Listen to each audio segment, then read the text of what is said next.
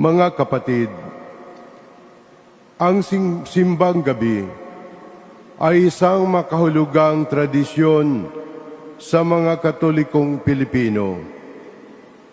Sa loob ng 9 na araw, inihahanda natin ang ating mga sarili sa pagsilang ng ating tagapagligtas.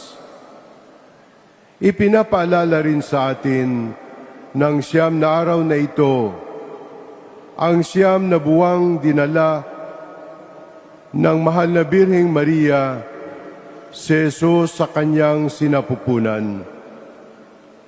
Habang papalapit ang Pasko, nakikipaglakbay tayo kay Maria at hinihiling ang kanyang pananalangin para sa atin upang tulungan niya tayong tanggapin ang kanyang anak nang bukas ang ating mga puso. Sa pagsisimula ng paglalakbay na ito, nais kong ialok ang isang payak, ngunit mahalagang mensahe. Lahat kasali dito. May puwang ang bawat isa.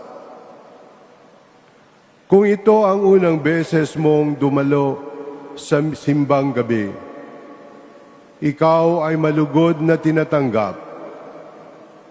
Kung matagal kang nawala sa simbahan at pinili mong bumalik ngayong araw na ito, ikaw ay buong pusong tinatanggap at niyayakap.